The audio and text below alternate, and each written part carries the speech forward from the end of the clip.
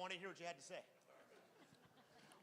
Hey, everybody. You guys hear me in the back there? Give me a thumbs up in the back. Nice. All right, we are going to start because it's 5:30. We know some more people are going to come in. Any chance anybody was here at the last muster and did this breakout session? Any repeats? All right, that's cool. When we started the last session, when we started this session at the last muster, we talked about extreme ownership at home and the application to family and life. We gave a couple of, I don't know if caveats is the right word, but just a little explanation of why we were doing this and how important it was to apply the principles of extreme ownership that are very oriented towards business into your personal and family lives. And since we really started as an organization thinking about that and contemplating, even with our professional clients, the impact of extreme ownership at home, we've had a huge reception, a huge response to that. Jamie and I did 3 extreme ownership at home live virtual sessions on Zoom through the Academy. Those recorded sessions that we have out there had a huge number of people signing up.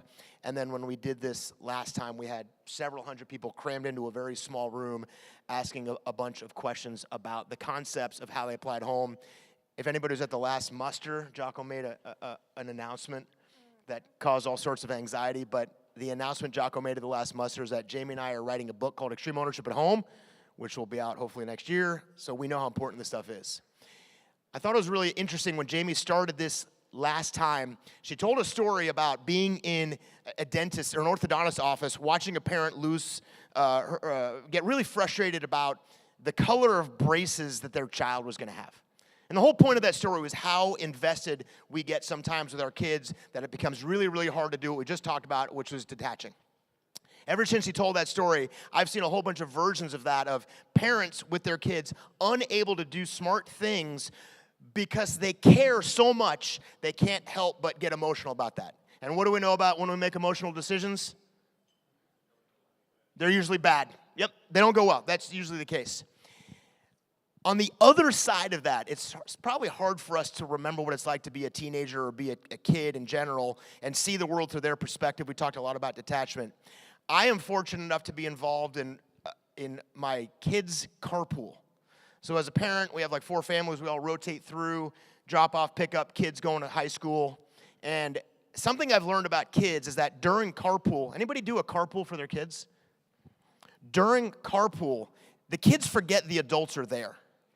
So as soon as they get in the back of our big car, they start talking, and they have lost sight of the fact that there's an adult in the front. So they will literally talk as if I am not there, and they will say the craziest things about their parents. And something that I listened to firsthand was a story from one of our friends' daughters describing a scenario where the parents had essentially forced her into this pre-college program to make her a more attractive candidate for school, which at face value seems like a good idea, right? Like to get your kid who wants to go to college, make him a good candidate for college. Well, ironically, in this particular case, this particular child had no interest in this program. Did not want to do this track that they had been put in, but the parents had decided it was the best track to make the most attractive candidate for them to apply to college. And what the kid was saying was, and I'm going to paraphrase, was something to the effect of, I can't tell them that I don't want to do this, and I'm doing all the work, but I hate it, so I'm not going to do well. I am summarizing. Picture a 15-year-old girl describing this with totally different language. The word bruh is being used a lot because that's how they talk. But the takeaway for me was how counterproductive the decision the parent made to impose on their child something that they thought was absolutely in their best interest, and the reaction of that child was complete rejection. And the worst part about the story was how uncomfortable this child was telling the parent the truth. And that struck me as I think about applying the principles at home. Ultimately, the most important thing all of us can do with the people around us, family, wives, husbands, kids, parents, is to have a good relationship. And part of that good relationship is listening to each other, trusting each other, respecting each other, being influenced to each other, and caring for each other. And not being able to tell each other the truth is probably the single most important thing that undermines the nature of that relationship. And I listened to that from a kid who at 15 was in the same situation I want my daughter to be in, which is to be in a really good spot to progress with her life, and how my instinct to tell them what they should do, no matter how right I am, usually has a bad result if it's imposed on them without their willingness to do it. Applying these principles with the people who care about the most is hard. It's really, really hard. And the reason why it's so hard is why? Because we care. And that clouds our judgment, and that gets in the way. And that really has been the impetus of why we as an organization, and why Jamie and I specifically have been working so hard to capture lessons, the framework of extreme ownership, the strategies of applying the principles, and the tactics of solving individual problems, taking it away from the business mindset and towards a family mindset. And I imagine that's why most of you all are here. I'll let Jamie and JP talk a little bit if they want, but we're here to hopefully answer questions that apply specifically to how do you take these principles and use them to the people you care about the most. I'll just add that this topic has become a high conversation at these events. When we go on breaks and I get people coming up and asking me questions, it's typically related to what's going on at home. Because I actually think if you look in your life, what you're probably doing well at work is applying these principles. You're typically more in control of your emotion. You're not losing it because there's some consequences there. You don't want to get fired, and this is a work scenario. You can shut it down at a certain time. And yet we go home, and it all goes out the window. And the story that I told last time about this orthodontist visit is I'm there with my son who's sitting right here, and he's in the back getting his braces situated, and I see this interaction between a mom and her son. And this mom is digging in. You're not getting red and yellow on your teeth. You're not getting red and yellow braces. I don't like it. You're going to get blue. Not only can you not have two colors, you're going to get the color that I want. And the kid's fighting back. But Mom, it's my braces. I'm the one that has to wear it. And you see this friction rising. And the kid storms off, and the mom sits there. And I'm thinking in my head, man, this is a tactical win. This is a strategic loser. The friction you're creating with your child and your ability to influence them is going out the door. And what's interesting is I'm thinking this as I'm kind of watching this play out from a distance, and I can feel this mom now, the guilt. I can feel the friction she feels inside. It's palpable in the room. And she ends up looking up, and she's not really talking to anyone, but I think she just had to say this out loud, and she goes, I don't know why I care. And I thought, neither do I.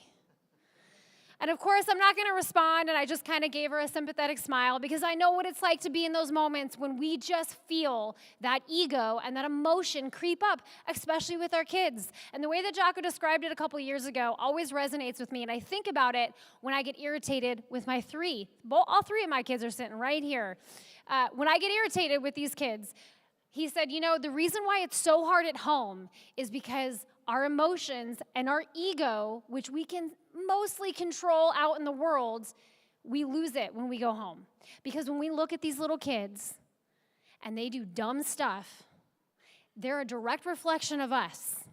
And so when they do dumb stuff, it's a hit to our ego. That's what causes it. And in this situation with this mom, I'm watching her cause friction in her relationship, lose her ability to influence her son because her ego didn't like the idea of red and yellow braces. Something so simple. And yet, she doesn't realize the impact over time. And I think in that moment, she actually had a point of, yeah, you know what? I don't know why I care. But we fall into this trap every single day because our emotions and our ego are wrapped up so much more tightly at home. And this is where these principles matter most. Because our jobs come and go, and someday we retire and we move on, our families are forever. So when we talk about implementing these principles with your teams, your family is the ultimate team. That's it. So when we talk about our partners, our children, our neighborhood, our community, our family, that home aspect, these principles matter more. Anything to add there, JP? When I was at TradeEt helping run training, I was frustrated with some of the new guys that were putting through training. And I remember myself, Aaron Vaughn, Brad Kavner, and a few other guys were all sitting around talking about it.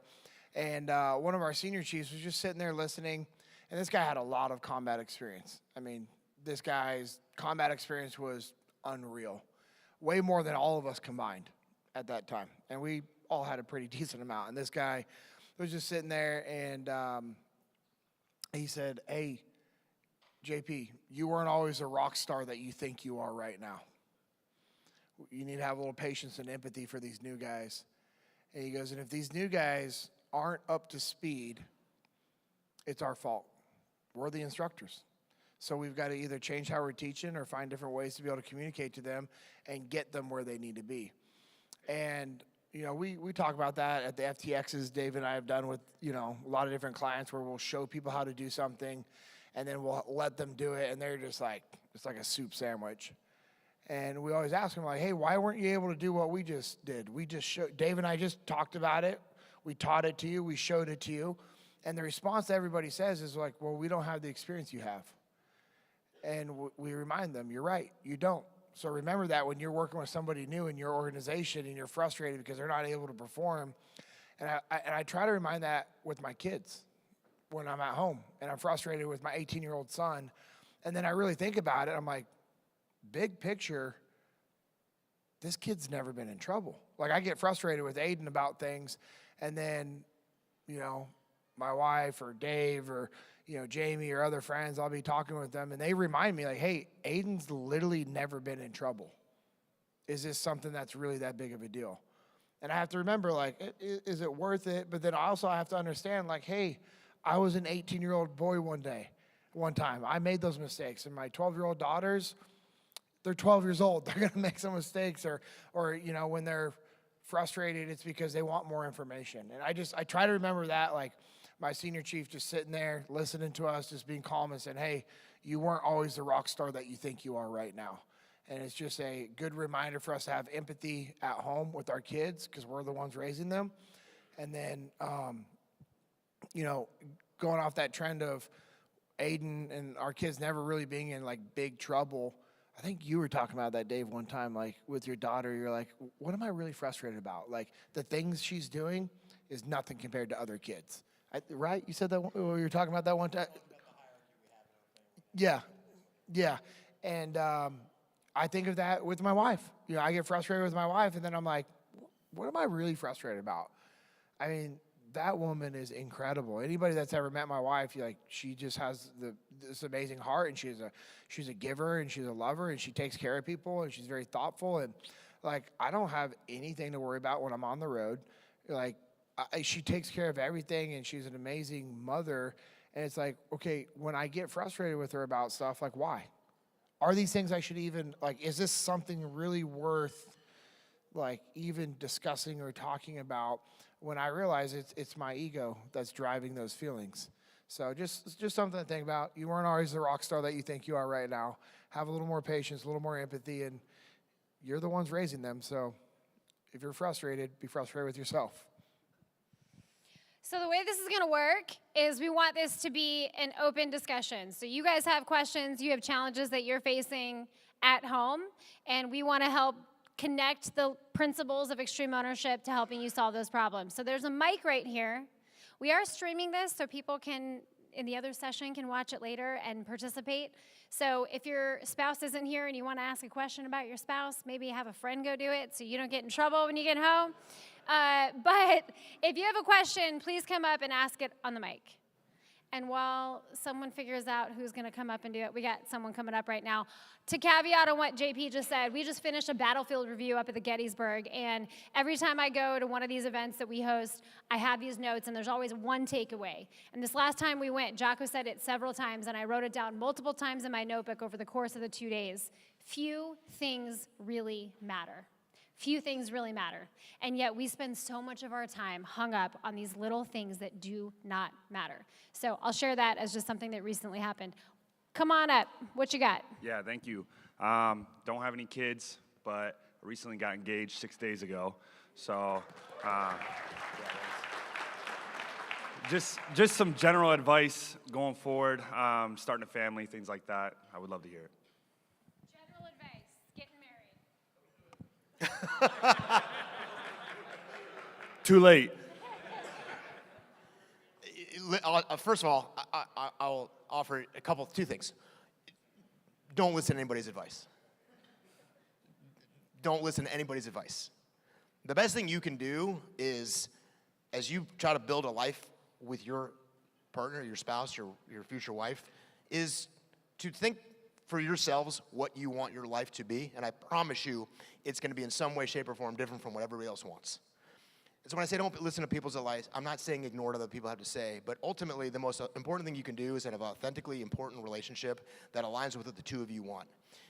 The only thing I ever tell my kids about life in the future and marriage and families is the most important decision you will ever make in your entire life is who you marry. That is the most impactful decision you will ever make. And while it's nice to get other people's perspective on that, that is exclusively, intimately, the most important decision you will ever make. And the most important thing you can be, and I think the way Jamie described it is when you're talking about the ultimate family, the ultimate team, which is your family, is you and your spouse. The nature of that relationship will define every other aspect in your life. And if you really want to get a sense of how to build the best relationship with the person who that relationship will have the most impact for your entire life, is the framework that we teach applies. That is literally why we are writing this book, is to translate and codify the same principles, the tactics, the strategies, and the framework, so people recognize building a good relationship at work, the process to do that, it applies the same. And what I think people often overlook, what we often overlook, is how important that is in your personal life. Make that relationship the most authentically intimate thing for the two of you. That has nothing to do with satisfying anybody else's recommendations on what you do for each other. Make that be the most important thing the two of you have and share together. My only thought is that it's going to affect everything you do for the rest of your life. And congratulations. Thanks. Here's my advice. Cover and move, simple, prioritize and execute, decentralized command. Prioritize the relationship, build a relationship. Keep things simple. Ensure that you guys are aligned on a simple mission for what you want for your life and your family. Detach from your emotions. Don't let them get the best of you. You don't have to be right. It's okay to lose an argument. And empower your wife to lead. And where I see this play out is the dishwasher. She wants the dishes loaded in a particular way, and she communicates that early in your marriage. Just do it. Just learn the way she wants the dishes loaded and do it. And save yourself all the friction and chaos that every other married couple in here has had at some point. See a need, fill a need, but those same principles apply. And when you screw up, because you're going to screw up, because every couple screws up, and they have situations that they have to navigate, and they have difficulties, and they have stresses that they have to work through, take ownership. These principles, they were learned in war. We teach them here for business. They apply the exact same at home. Prioritize the relationship, keep things simple, detach from your emotions, empower your spouse to lead and make decisions and contribute. If you do those things, I promise you, you can solve any of the problems that will come up in your marriage, and you can win as a family. Awesome. Thanks. Why did you start playing football, and why did you continue playing football?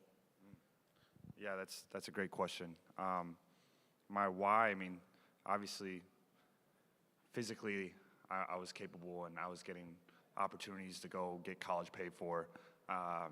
Nobody in my family ever went to college. Yeah. So to be able to represent my family in that sort of way, and then the God-given abilities as well, I felt like I needed to use those to glorify Him as well.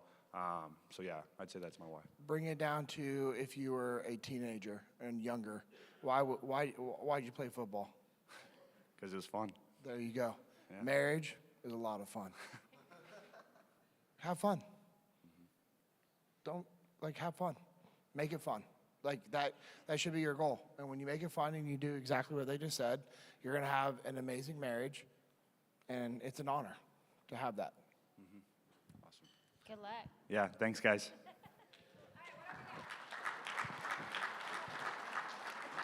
I have 1.5-year-old twins all the way up to 7-year-olds.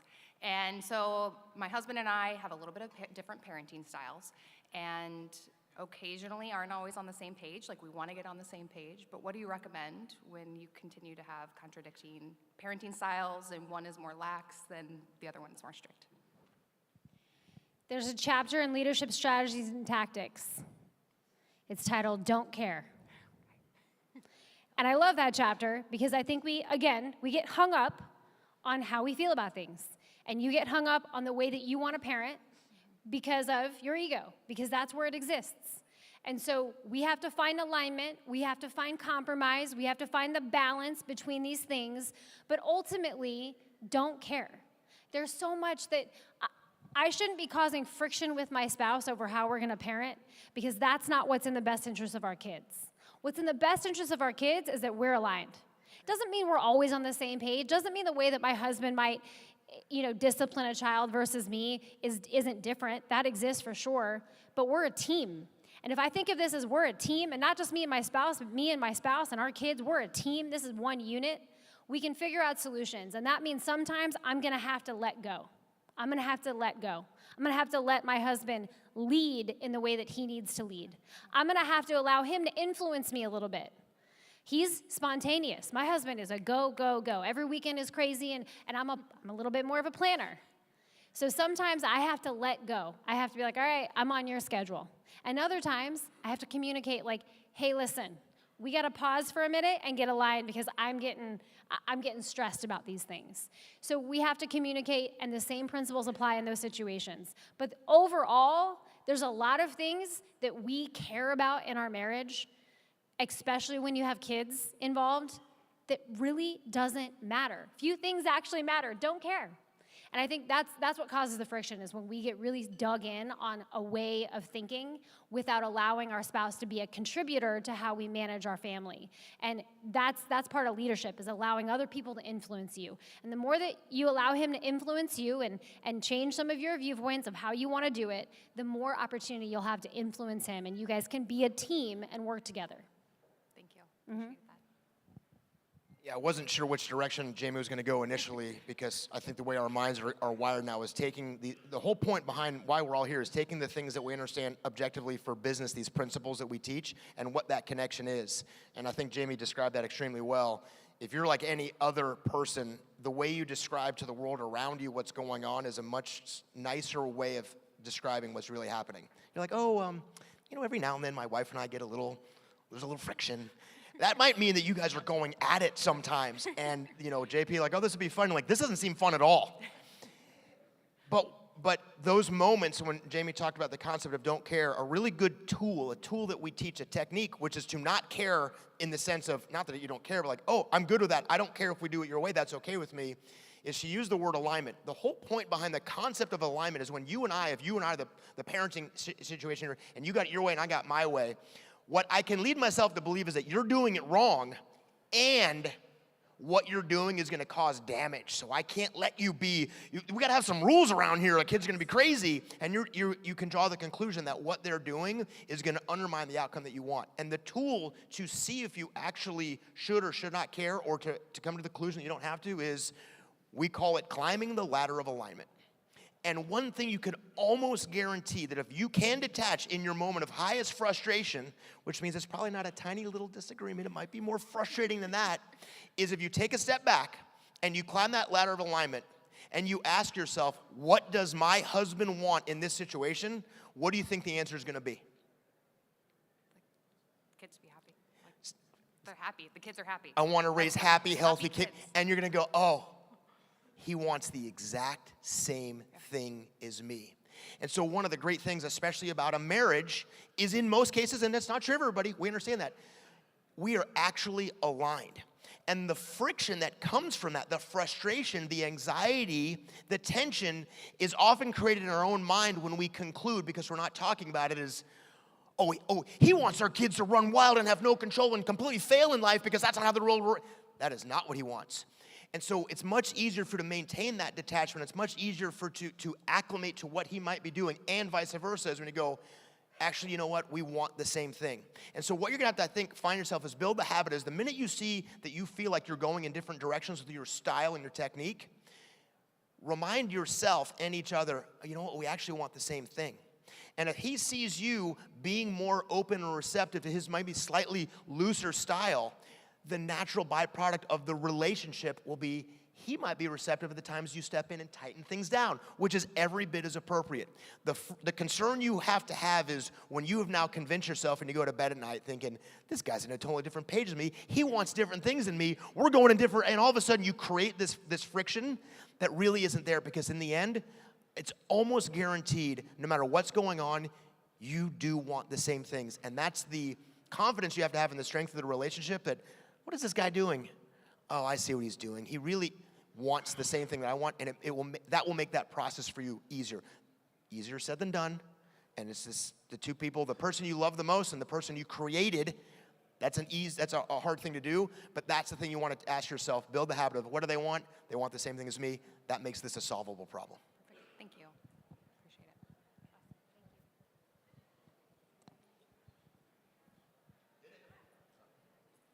it. I'm asking for a friend. No, I have an This is for a friend. extremely beautiful, successful wife, 3 kids, 10, 8, and 6.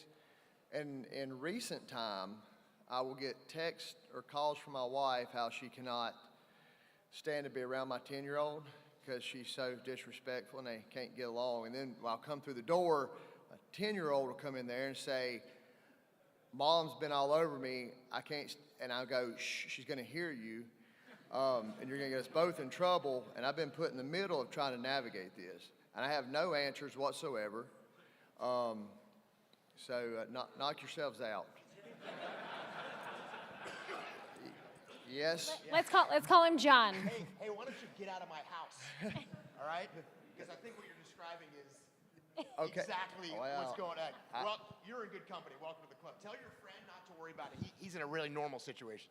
Oh, well, that's Yeah, so helpful. We'll have something to say. A really cool line. We plagiarize Jocko a lot, but we have these conversations offline all the time, and we steal each other's language of doing that.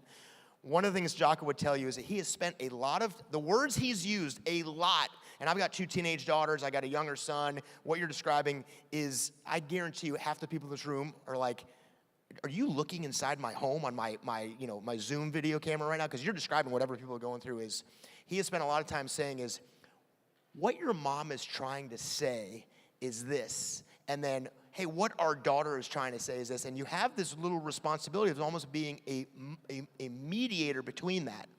And sometimes it's you explaining to the other what is happening with that person. The most important thing you can do in this situation is try to find a way to be an ally to both of them. Because the minute this other person wants to be an ally to his hypothetical wife and his 10-year-old, to be in a position by which both are willing to listen to you without having to pick sides. And a way to do that is to help each other person understand what that outcome that they want is. It's not too different from the previous question about what does your wife want? What does this person's wife want for their child? And what does the child think that the mom wants? Believe it or not, they want the same thing. And so instead of trying to figure out how to accommodate one or the other, don't be afraid to put you in a position where you help them understand what's happening with that other person in a little bit of a moderator role. Don't fall into the trap of, yeah, your mom is crazy, man. I don't know what's going on. Or, hey, our child, what this 10-year-old is doing is completely abnormal and we shouldn't tolerate that.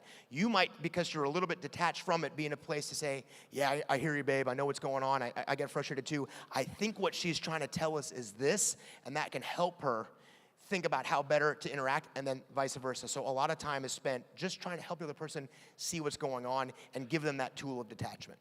Do you think if you say that to that other person, that might help them know at least where to start, since this person seems like they don't know what the first move is?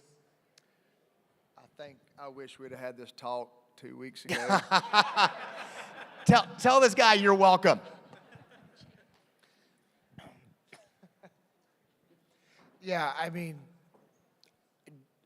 you have an awesome opportunity to bridge the gap, and it's your obligation as well, and it's also a cool time that you get to explain to your daughter how much her mom loves her, and to explain to your daughter that her mom needs a little bit of empathy and grace. so that your daughter can start to understand that her mom has a lot on her plate and she loves her more than anything. And then you get to explain the same thing to your wife and say, hey, honey, our daughter loves you more than anything. She just doesn't know how to communicate it right now because she's 10 years old and has a lot of things that are starting to change in her life. You get to bridge the gap, and you get to be that middle person that just goes back and forth. It's going to be frustrating, but if you don't do it, who's going to?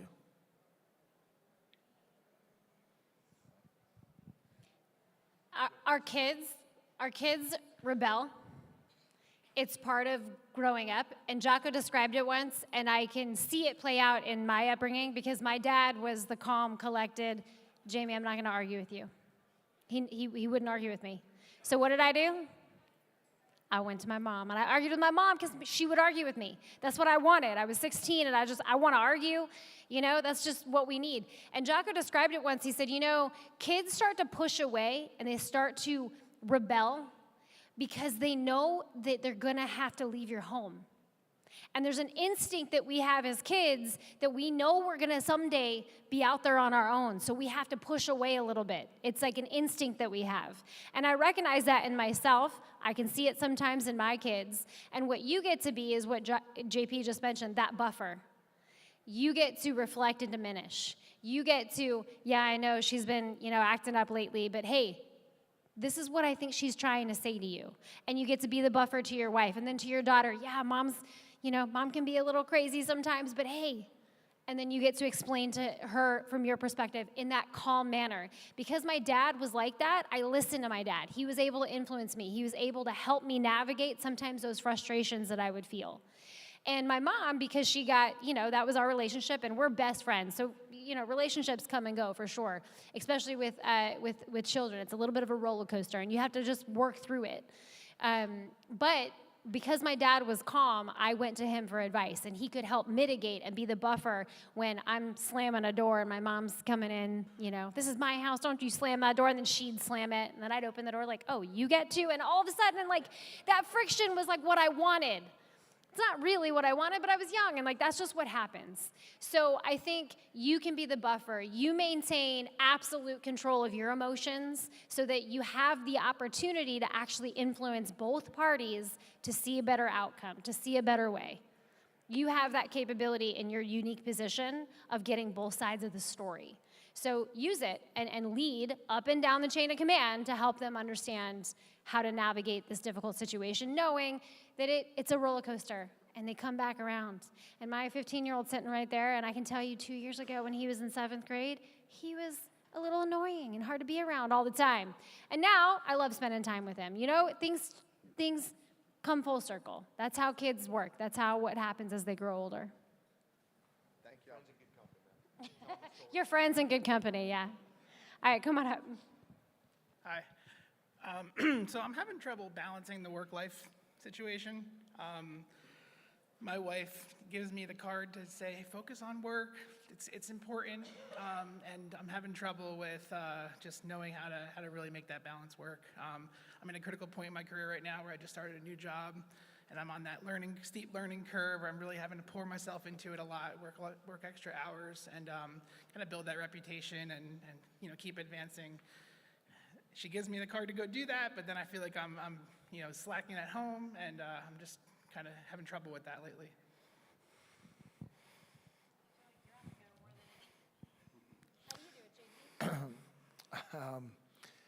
Finding little things to do. We hear this all the time. Is like, hey, date your spouse, keep dating, and you should. But what I found is a lot of people take that as, oh, I have to take them out on an actual date, meaning we're gonna have to get, somebody to watch our kids, we're gonna go to dinner, it's gonna cost us this money, this time, all this stuff, and then you're looking at that's a 5 to 7 hour window. And what I found, the times that are equally as important to my wife is when I say, hey, you wanna go for a 30-minute walk, just the two of us, just so we can sit and talk? I'm not sit and talk, so we can just talk together. And then we'll come back and we'll sit down and talk some more, and those times are incredible. Yeah. And it's about being intentional with, that balance. It's, I remember hearing Dave say this a while ago, and hey, when you're doing it, you got to be 100%. So when you're at work, you're 100%. When you're at home, you're 100%. So when you come home, shut off the work. And easier said than done. I know that. And, and the beautiful thing about what we get to do at Echelon Front is we don't have to go into an office. We all, for the most part, work from home. And so what I have a really bad habit of is being on my phone, working. We'll be sitting at the dinner table, and it's like, oh, I got a text from someone on the team, or a client, or an email calendar thing pops up, and I'm on my phone. And my wife, and she's awesome, because she was just like, didn't say it in front of the kids, didn't make it a confrontational thing.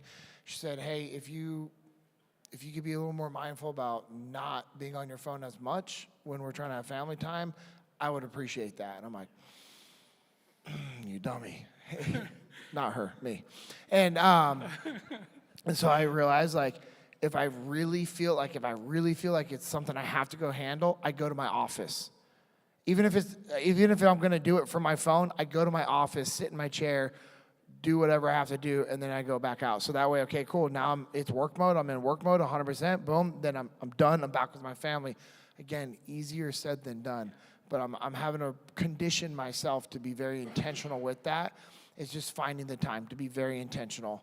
And also, what's cool is ask your wife, like, hey, honey, I'm having a hard time with this work-life balance. I'm sure you're probably aware of it. What are some things that would be important to you? What are some things that I could do that would be really important to you to help strengthen our marriage and take a little bit of something off your plate when I'm at home? So ask her. And I'm willing to bet she probably has a few things. Yeah. Maybe she might pull out a notebook. I don't know. But you just, at the end of the day, it's you having alignment with your wife. I would say work-life balance is not 50-50, ever. Ever. And if you have alignment on what the mission is, and it sounds like your wife is aligned with you, that, hey, you have a focus right now, you're on a trajectory, you've got to focus on that work, and you're aligned on that, and I'm supportive of that, that's a good thing. And so the recognition of, hey, I recognize that right now you got to focus over here, because we know that the focus over here strategically helps our family grow and provides the life that we need to sustain our family. So it's never 50-50. So what you have to do is, hey, right now I'm focused over here. I'm focused on this work component. And then look for the opportunities to swing the other way and make sure that we're trying always to find that balance, but it's never going to be one way or the other. One of the things that I try to do with my family is dinner at a table. I really like sitting at a dinner table. We have a counter. We sometimes do that because we're busy. I like sitting around a table. I can't do that 7 days a week. It just doesn't happen. My kids are busy. My husband's not home. I'm traveling. So I try to make some at least, hey, we're going to do this 4 times a week. Sometimes we get it. Sometimes we only get 2. So give yourself a little bit of grace, but it's never 50-50. What leadership requires of us is to recognize, hey, I've been out of balance. I need to come back over here and make sure I'm giving this some effort. And that you and your wife continue to be aligned. She's supportive of the work effort right now. That's great. Make sure we're having check-ins with her and making sure that we are helping in case those things get out of balance or she starts to feel the pressure. And are there things that you can do to help alleviate that? Maybe, hey, instead of coming home and asking, what's the plan for dinner? Like, hey, if you don't have a plan for dinner, I'm bringing dinner home. Right? See a need, fill a need. Those are little ways that you can help and support at home.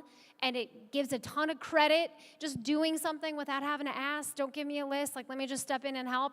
Those little things help create a little bit better balance. And as long as you and your wife are aligned, what you're doing is what you should be focused on. That helps with the strategic impact of your family. I see some of the grace going away as like I reach a milestone and I keep promising, hey, after this, I'm good, and then like another one, and then another one, right? Yeah, you got to be careful with that. I know. You're thinking a lot what I'm thinking.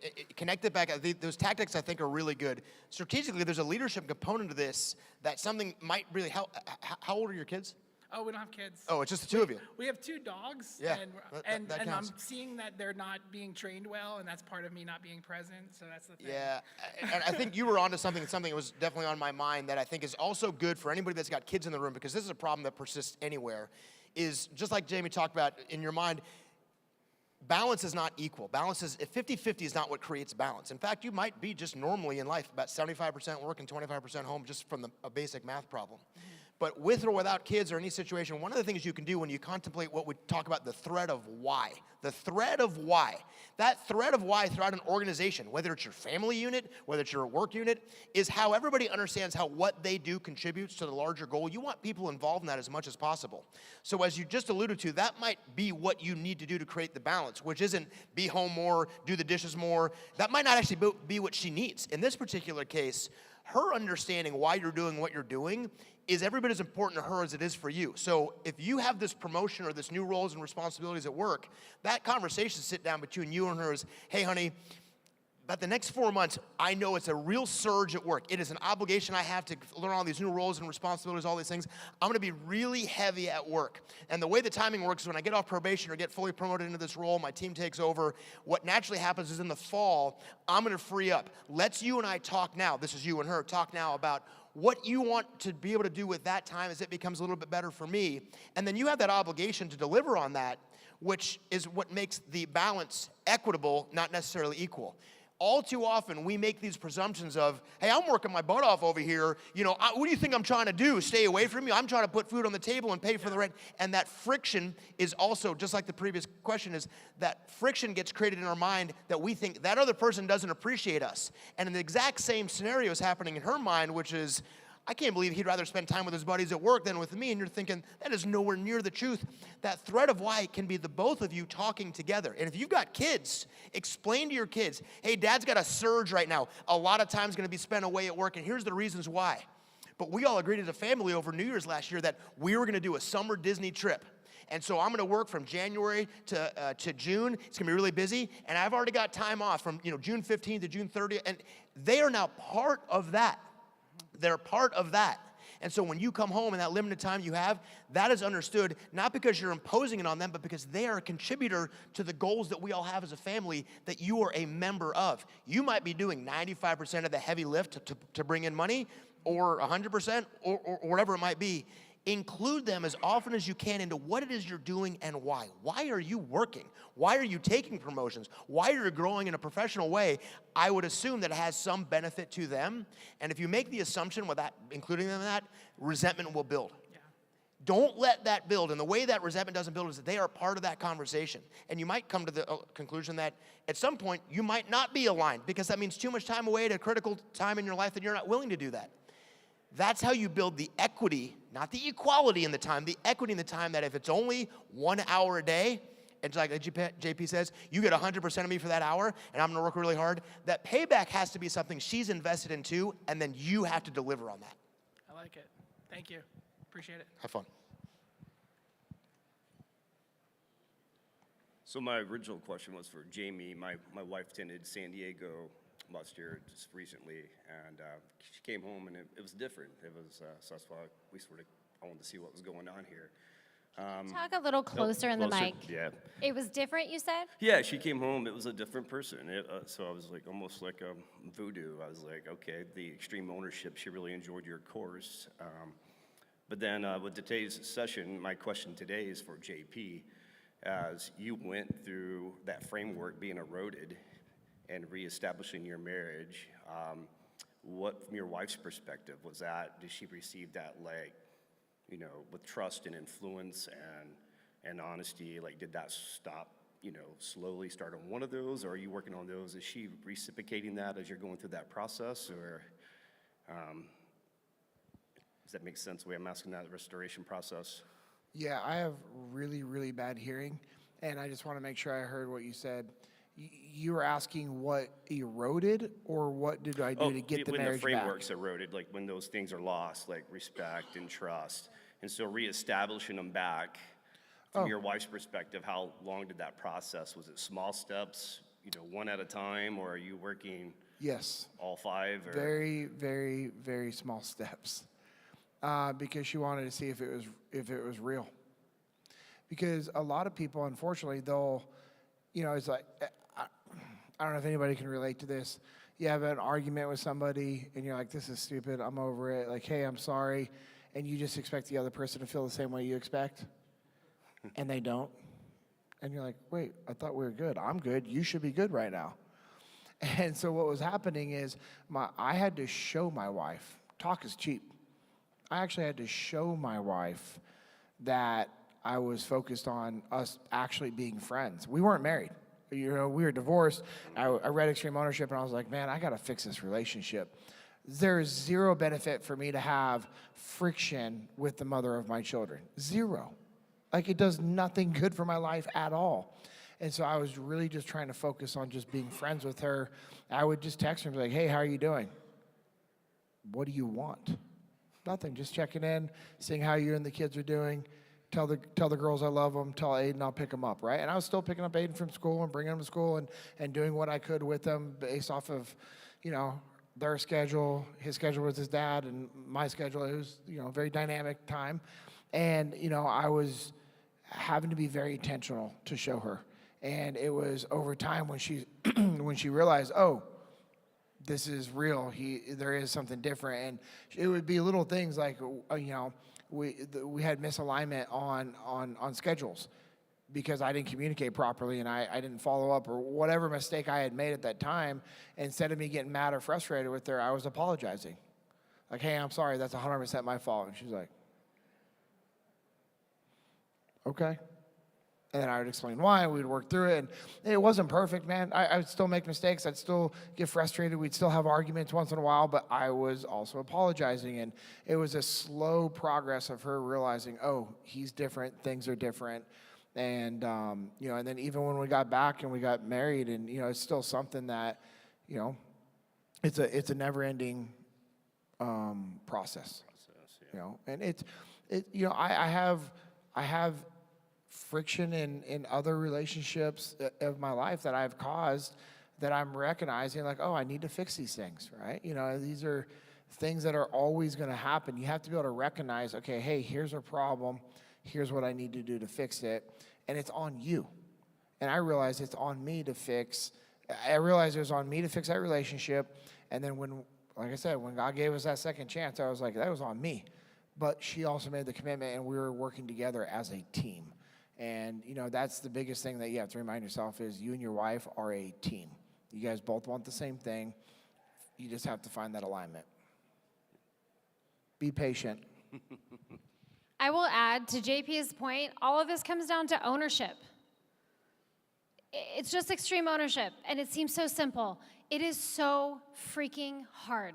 It is so hard in a marriage, especially, because this is our spouse. And we want nothing more for this to work out, but it's where the friction exists the most. Last time we came here and we did this session, we thought all the questions were gonna be about parenting and kids and how do I get my kids to take ownership? And you know what? Every question was about these spousal relationships because it's where the friction exists. Because we go home and this is my partner, and we think we can lay it all out, and we think we can just take off the extreme ownership coat and we're in a safe space. You're not in a safe space. This is the place where it matters the most. So when you go home, the best thing you can do, if there's eroded trust, if there's friction in your relationship, if there's arguing or discontentment or a lack of alignment, it's not about them. And we make it about them. Oh, he or she is frustrated, or this is their fault, or they don't listen, or they don't do these things, and we make it about them. Dave keeps talking about we create this in our mind. We say conflict is created in a vacuum. And we sit in our own mind, in this vacuum, and we create the disconnect between us and this person who's supposed to be our partner and our teammate. And the answer to all of it, and it's hard, is to say, man, we have friction. This is my fault. This is my fault. And I bet if you pull that thread and you look at the challenges that you and your spouse might be going through, and you said, okay, where can I take ownership? Where can I recognize what I did to contribute to this problem? How can I actually step in and solve this problem? What can I do? And you focus on what you can actually control, which is you can start to see solutions. You can start to make subtle adjustments. One of our instructors talks about how his wife hadn't read the book. And, of course, at Echelon Front, we want everyone in our world to understand these principles, especially our partners. But he knows, as we know, you can't go home and say, hey, you should really read this book. It's not going to work. And so what did he start doing? He just started taking ownership. He started literally looking for opportunities to take ownership with his wife. Hey, I'm sorry about that. I know I caused some confusion yesterday with the schedule. That's my fault. I'll communicate better. And the first time his wife was like, yeah, okay, here we go, the ownership thing. I get it with my kids sometimes, right? Like, oh, here she goes again. She's talking about it again. And yet, he just kept doing it. He just kept taking ownership. And what happened over time? His wife opened her mind to, oh, this is different. We can solve problems. And she, on her own, without telling him, read the book. Because she's like, all right, I see what he's doing over there. Let me see what I can contribute to this. But it's not about them. It's about you. And if you take ownership of those problems and you say, I don't want friction, this is my partner, this is my teammate, where can I take ownership? And you set your ego aside, which is what gets in the way of all of this, I promise you can find better solutions. And you can recognize, hey, we don't have to have friction here. We can be detached. We can keep our emotions in check. We can put our ego aside. We can figure this out because we're a team. That's the hardest thing to do in a marriage. It's the hardest thing to do in a marriage. And it's sad because it's like what we want more than anything in our marriage is for it to last and for us to accomplish the mission and for us to achieve the things that we want to achieve. And it's the person we chose. We made that tough decision. We chose to marry, to be our partner. Sometimes it doesn't work out. And even in those situations, the ownership rests with just us because we can't control other people. We can only control the situation and how we contribute to it. Yeah, thank you. Go take ownership. Appreciate it. Yeah. Another question? Hey, as you're walking away, I have a question for you. Are the roles switched? Are you wondering if this is real on her end? Okay, that's what I thought. Give her a chance. What's the worst thing that's going to happen by you trusting your wife? Maybe you get hurt again? Is that what you're scared of? Yeah? What's the alternative? Yeah, trust her. Love her. Okay? Yeah.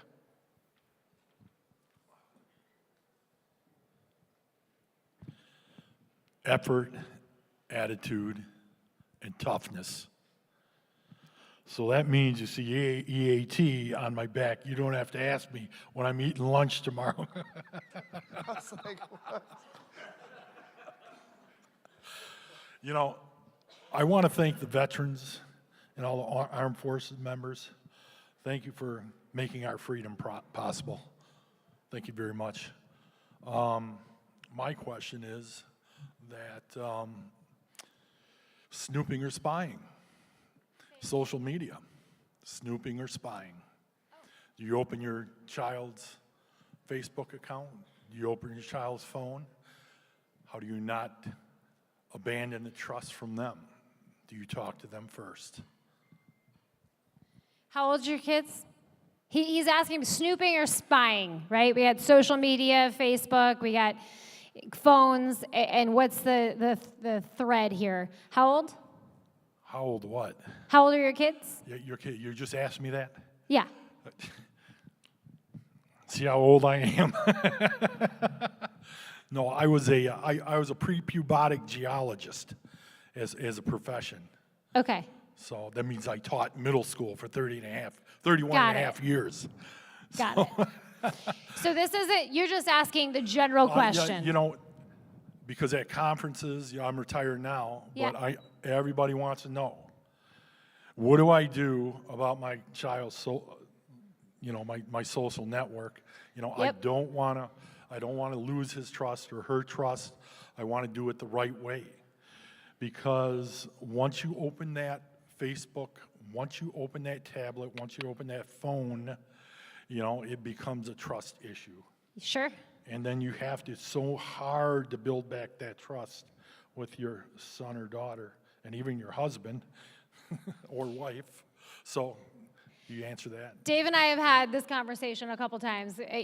We have kids relatively the same age. Mine is just slightly older, right above his. And I got my son sitting right here. So, first of all, how many of you guys have like little kids? Okay, how many of you guys have teenagers? All right, so we got a good mix here.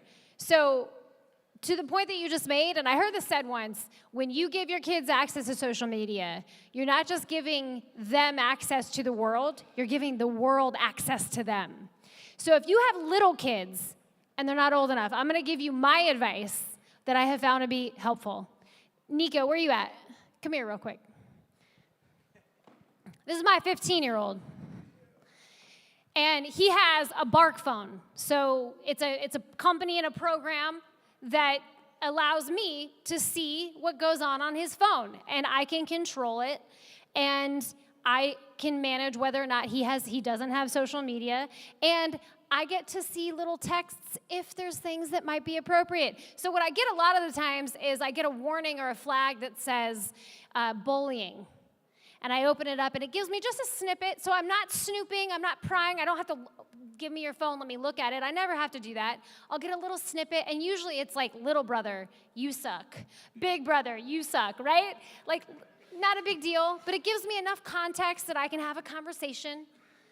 And I get to manage and control a little bit of that. Because what I want is I want to allow my child to thrive and have trust while also making sure that I'm keeping them safe. Do you feel trusted? Yes. How do you feel knowing that I can see your text messages with your friends? It's kind of annoying. That's the truth. But do you feel that it keeps you out of trouble? Yes. Do you tell your friends sometimes that mom can read these and it controls some of the conversations? Yep.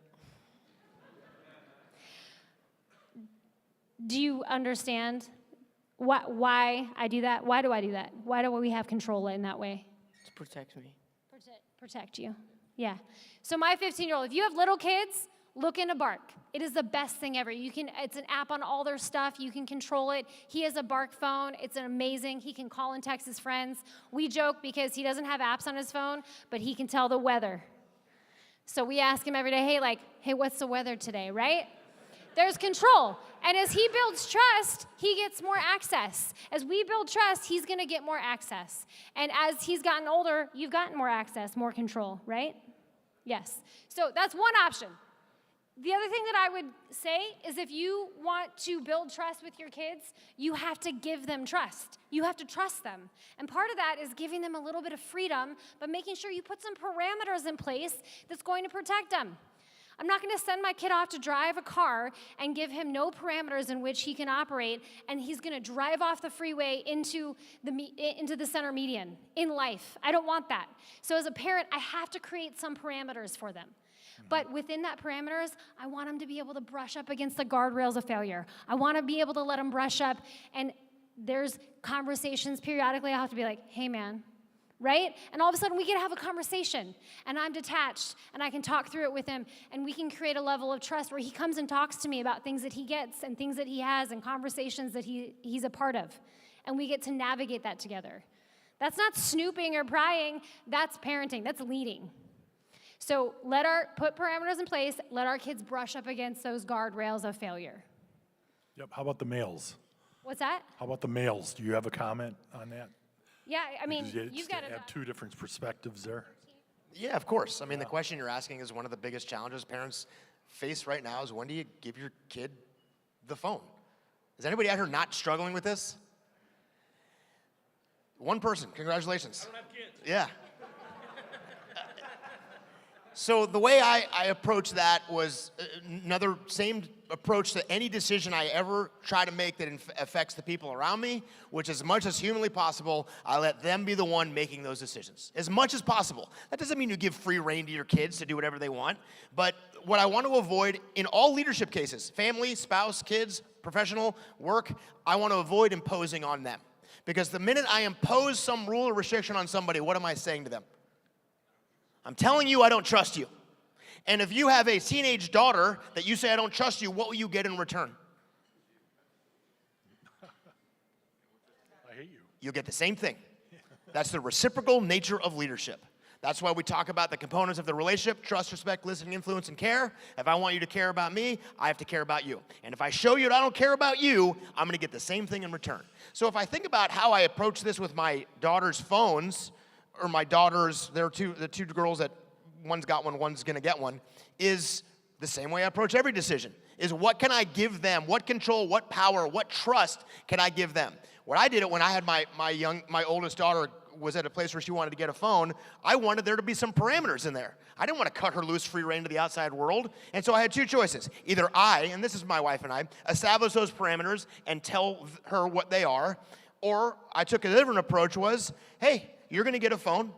Why don't you come up with a plan on what you think would be the best way to create a set of reasonable limitations? And so we had our daughter write the phone contract. And the contract stated what she could and couldn't do, and then all the punishments that happened went along with that. And when she gave us the first draft of the contract, it was pretty good.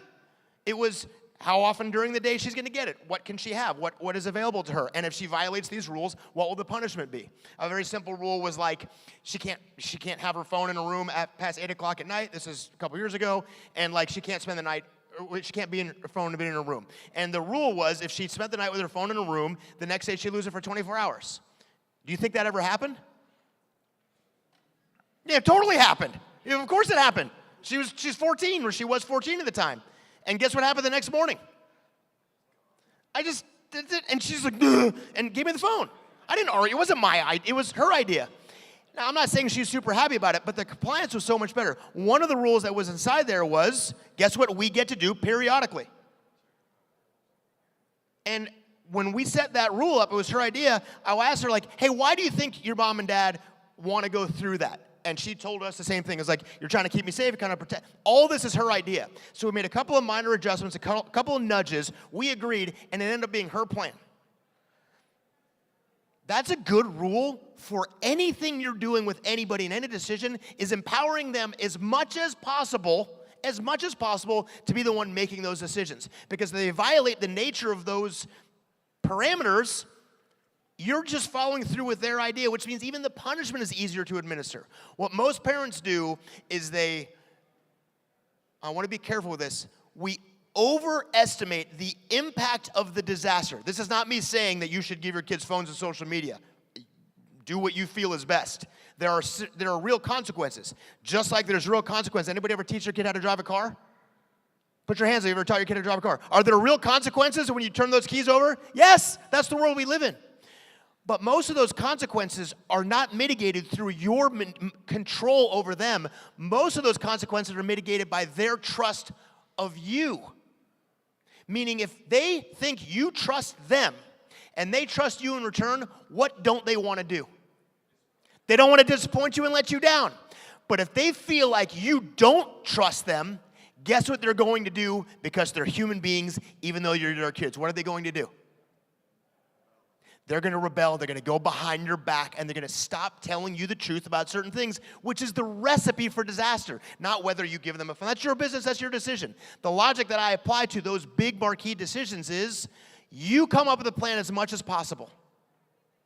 And when they feel like they are empowered to make those decisions, it's much easier for me to impose those barriers on them because they know it's not only in their best interest, it's their idea. These are huge decisions. This is what parenting and why it's hard. This stuff is hard. And when I made that allusion to the beginning is don't take other people's advice and say, oh, we waited till they were 17. Do whatever you think is best. But the process to determining that is be aligned with your spouse, empower your kids as much as possible, let them have as much ownership as you can, and let them set the guidelines as often as you can. Because at some point, guess what they're going to have? 100% control over their life, and you want them to be in a position to make good decisions on their own. And so I don't care if it's giant decisions on phones and social media and cars, or small decisions over, can I go have a sleepover, or go to a party, or go, whatever it is.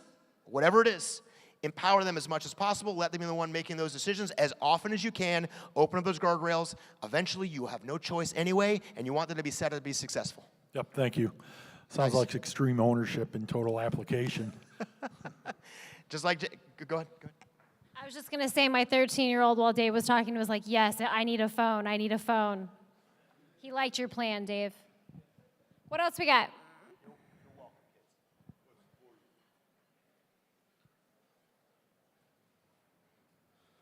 So the stage in life that I'm at now, I've got an 18-year-old who will be graduating high school in a couple of weeks, a 20-year-old who's soon to be 21. The stage in my life, or the question I'm posing at you, maybe you've got experience, maybe you don't. Parenting adults and then adulting parents. So what I mean by that is I also have elderly parents that are needing more and more of my control. So and then I would just like to throw out to the audience on that question before. Your kids have friends at school. They need a mom and dad. They don't need a friend at home.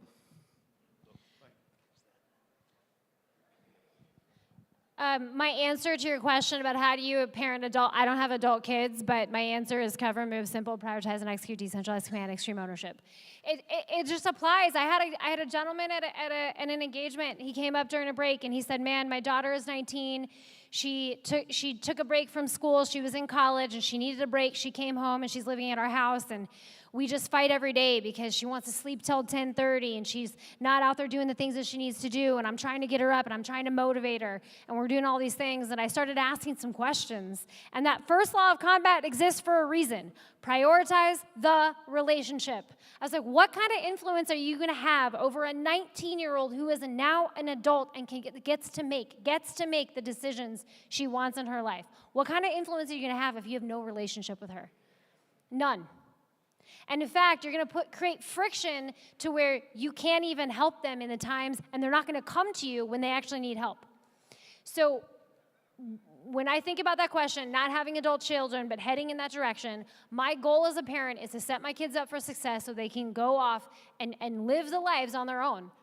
And in order to do that, right now, and when they're adults, I have to prioritize that relationship, ensure that I'm communicating effectively. I have to be detached from my emotions and control my ego, because it's our ego that gets in the way, who has friction, just like this dad who's like, she's not doing the things that she should be doing.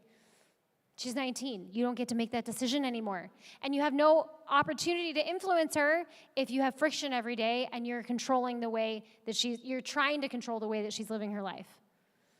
JP? Yeah, our son Aiden is 18. He graduates in 3 weeks. And I realized that, we've always had a really good relationship. I have great relationships with all my kids. I'm friends with my kids, and I also parent my kids. You can do both.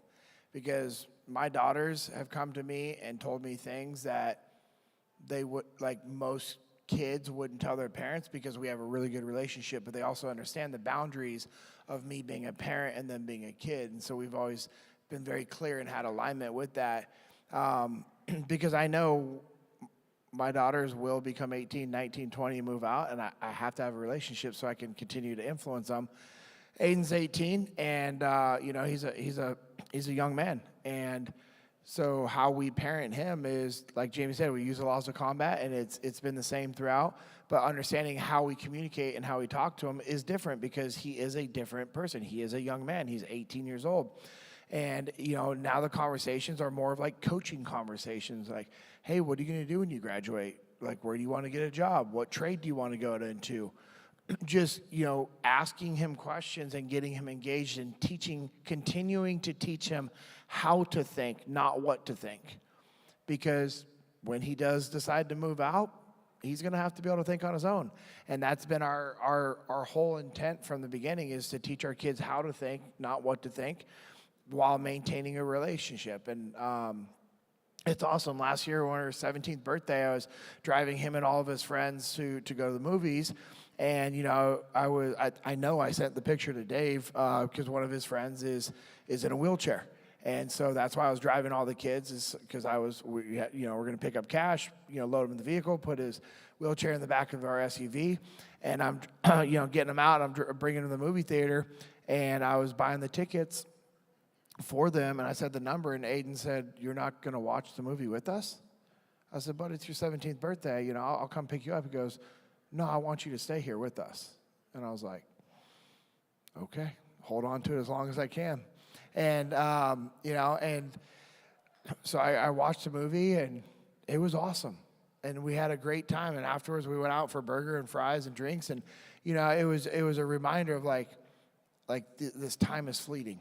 And I have to be able to hold on to that with my kids while finding the balance to lead them. And it comes back to, again, what Davis said and what Jamie said. It's about the relationships. And it's about how I communicate to my kids. I have to be very intentional. All three of my kids are all different. I have twin daughters, yet they are very different as well. And so learning how to communicate to my kids while also communicating to my spouse and making sure my wife and I have alignment on how we raise our kids has been important. And the whole parent thing,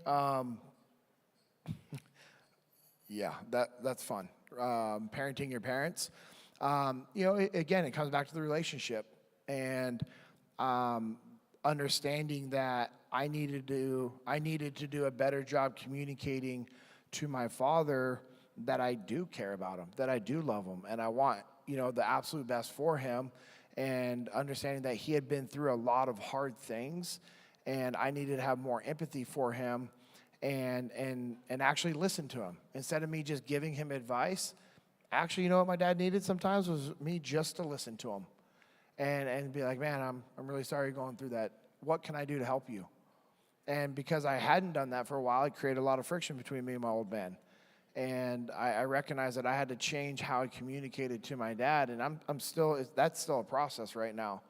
But ultimately, it's up to me, 100% up to me to repair that relationship, that friendship, so that I can continue to be there to support my parents, because my parents gave me everything.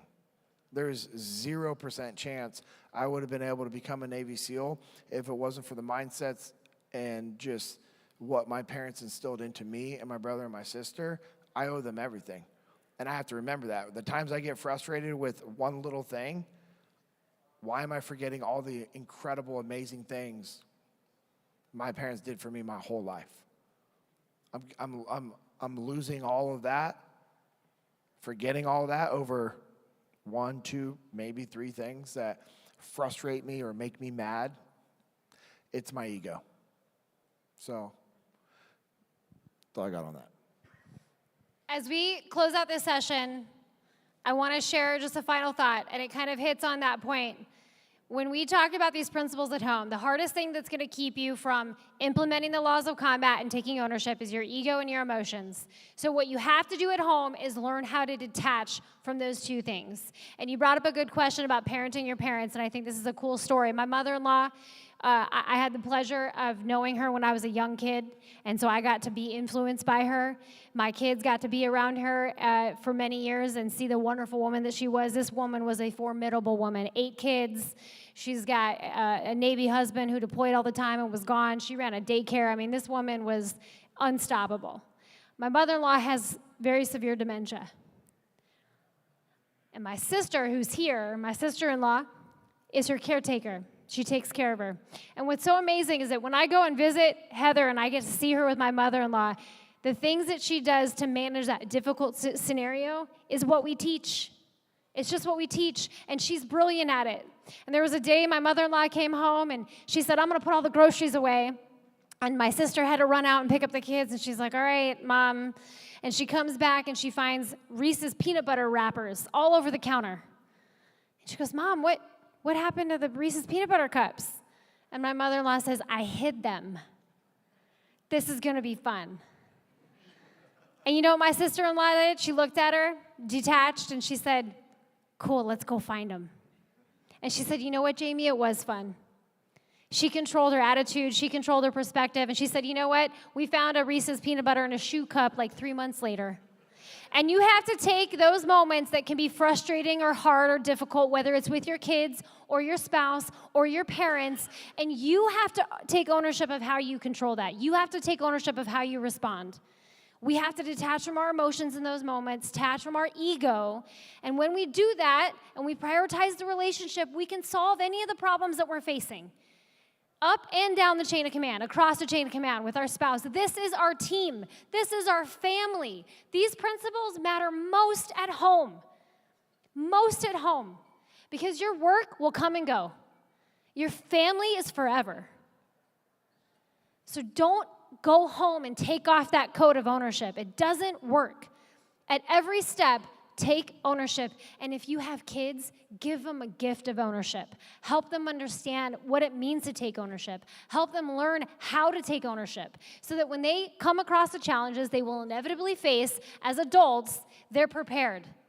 Because if you have someone in the world, whether it's a kid, a teenager, a young kid, an adult, anyone in the world who can step up and recognize, hey, this is my fault, I can take ownership of this, you have a leader who can now solve that problem, who can now figure out how to overcome that challenge.